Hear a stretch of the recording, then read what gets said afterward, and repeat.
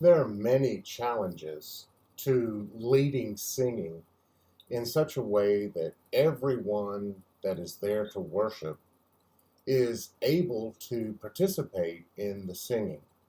The songs need to be uplifting and encouraging. They need to be songs in, that people can identify with.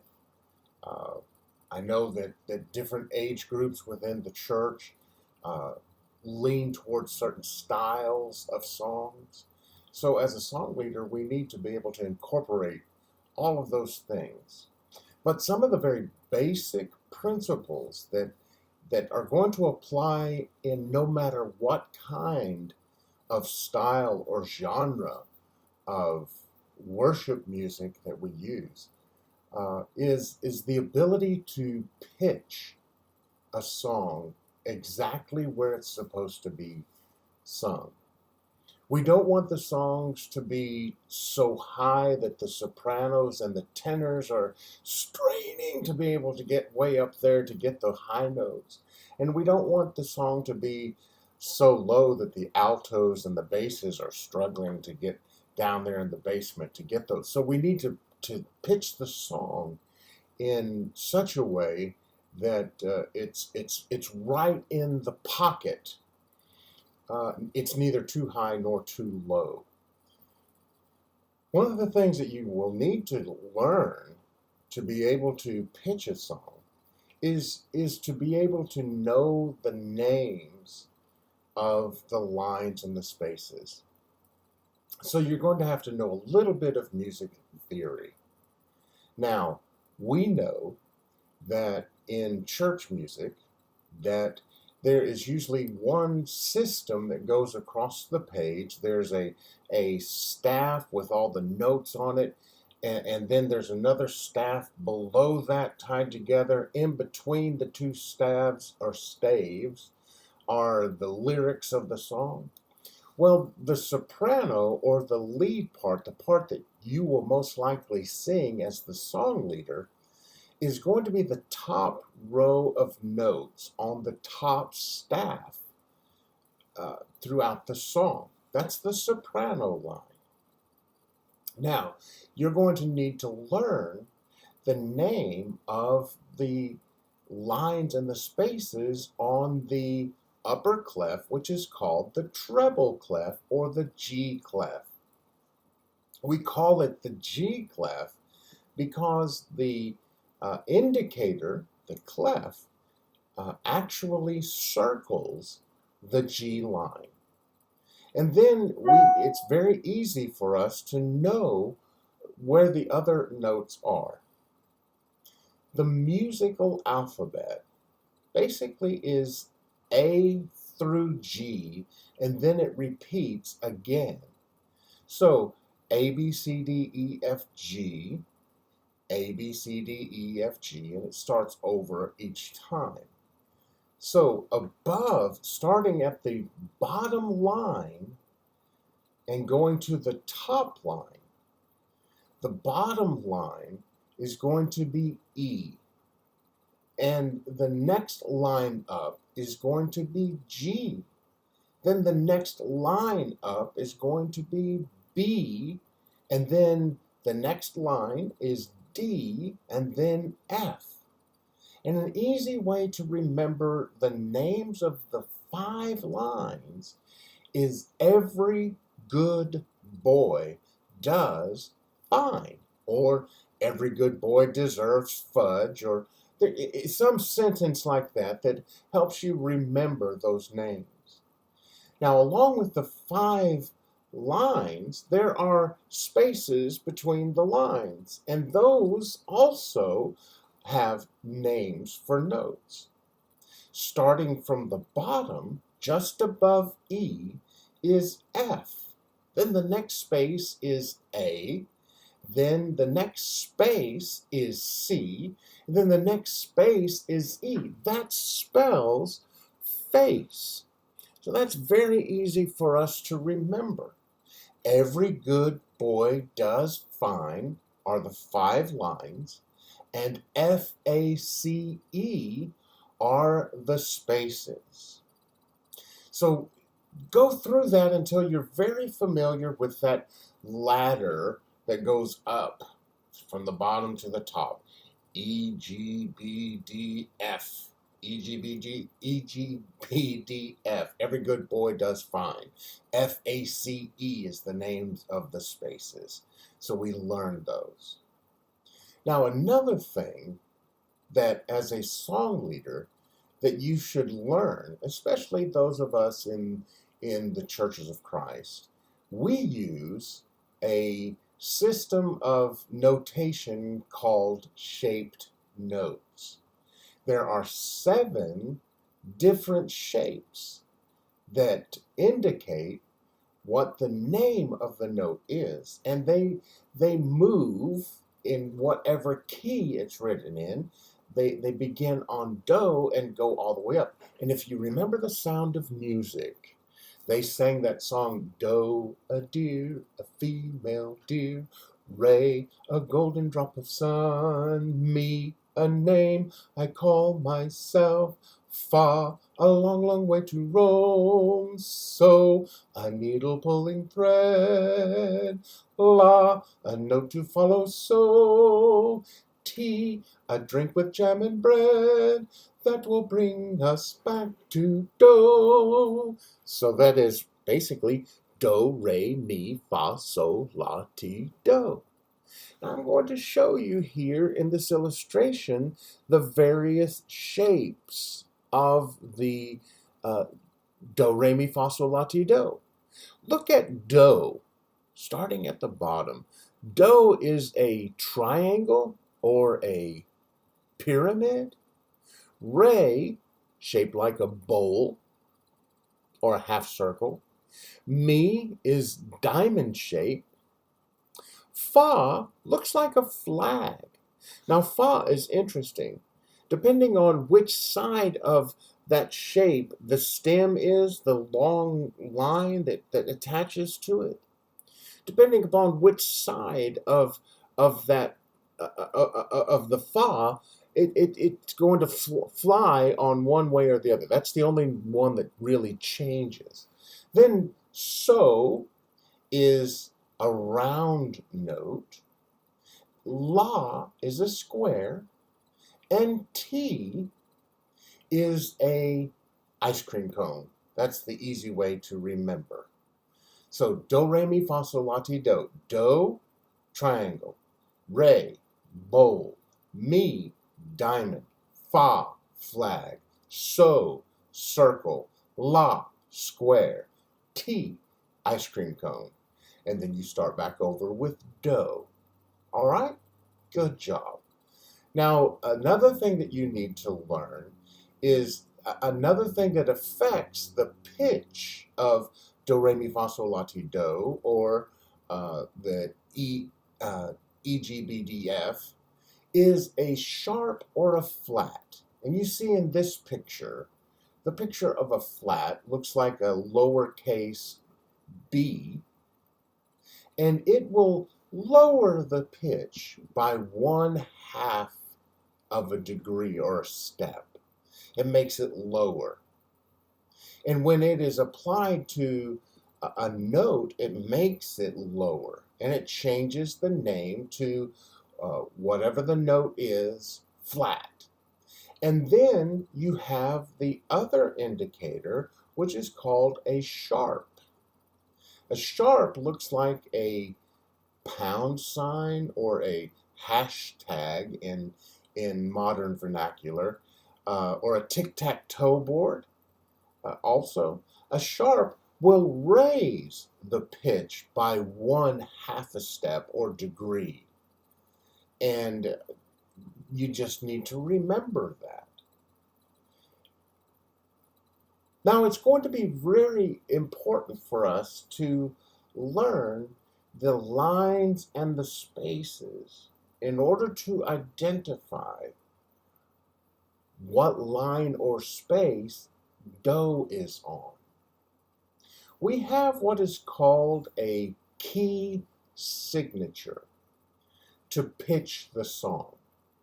The key signature resides right next to the clef, the thing that we said indicated the G.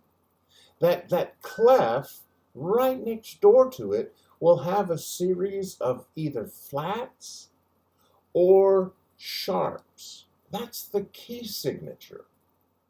And once we know do, whatever line or space it is on, we look back in the key signature to see if there is a flat or a sharp on that line or space.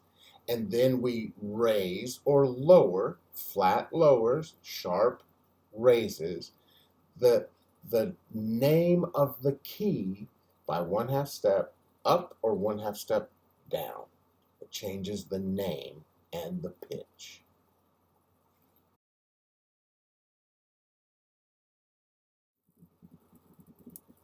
Alrighty, let's do this. Let's look at this particular slide, and it is, let's look for the last sharp all the way down on the right. Do you see that last sharp? What line or space is that? Every good boy, so that's the B line. Do you see a sharp on, or excuse me, let's go up 1/2 step. Do you see that is the C space? Is there a sharp on the C space? There sure is, way back there at the beginning of the key signature. So this is the key of C sharp. You have to add that sharp to the C. All right, let's look at the next one. This one only has 2 sharps. What line or space is that sharp farthest to the right, the last sharp? What are the names of the spaces? F, A, C. Go up 1 line, go up to the next line or space. The next line is what? Every good boy does. All right, so that's the key, or the D. Is there a sharp on D? No, so this is the key of D, and that's what you're going to blow on your pitch pipe. Let's look at the next one. We're going to look for the last sharp. What line or space is that last sharp? Every good boy does. What? Go up 1 to the next line or space. F, A, C, E. Is there a sharp on the E anywhere? No. So this is the key of E. That's right. All right. That's good. Let's see if we can do the next one. Go to the last sharp. That is on the A space. What comes after A is B, right? Every good boy. Is there a sharp on the B line? No, there's not. So this is the key of B.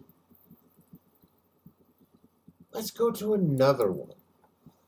Boy, there's a lot of sharps here, isn't there? But that doesn't bother us. We're just looking for the last sharp. Let's see if we can identify the line or the space that sharp is on. Remember how we remember the spaces is F, A, C, E. All right, so we go up to the next degree, which is the line, which is what? What comes after E? F. Looking in the key signature earlier, the very first sharp in this key signature is the F sharp. So this is the key of F sharp. All right. Notice here we only have one sharp. So how do you figure this? We look at the last sharp. It's on F, right? Every good boy does fine. What comes after F in the musical alphabet? G, right. So this is the key of G.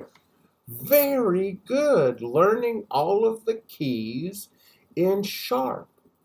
So let's review. We go to the last sharp in the key signature. We go up to the next line or space. Check the rest of the key signature. Is there a sharp on that line or space? Add that to the name, and that is the name of the key signature. That is do, the root of the scale or the key. Very good. Now we're going to try something a little bit different with flats.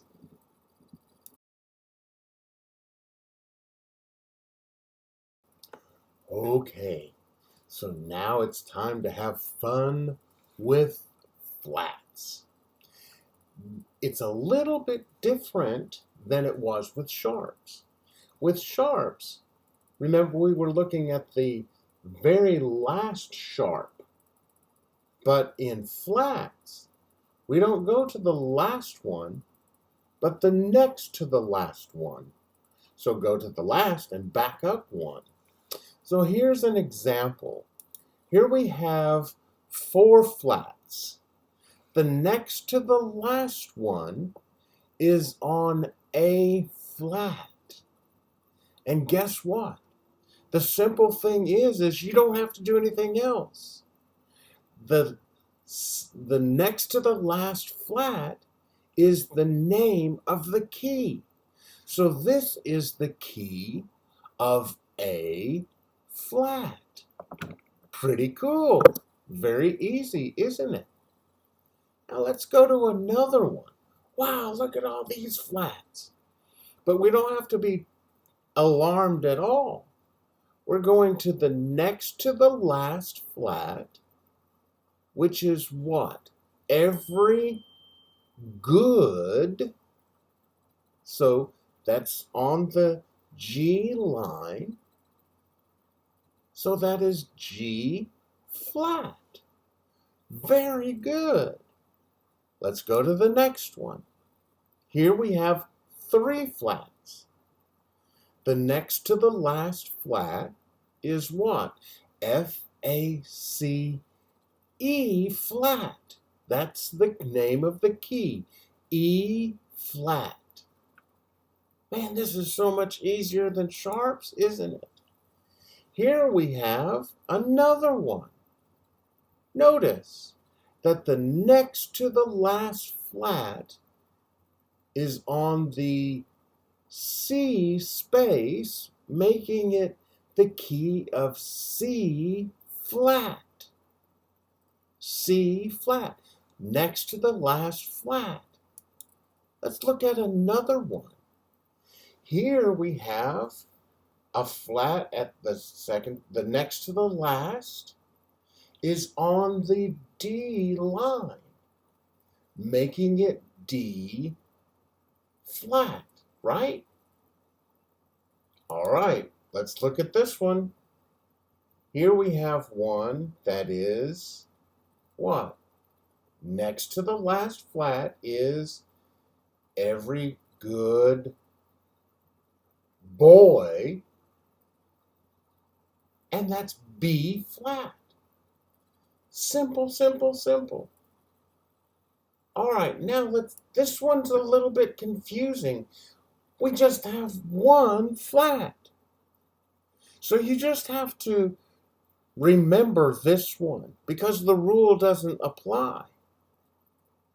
This is going to be the key of F. One flat is the key of F. Now we have one other key where there is neither sharps nor flats.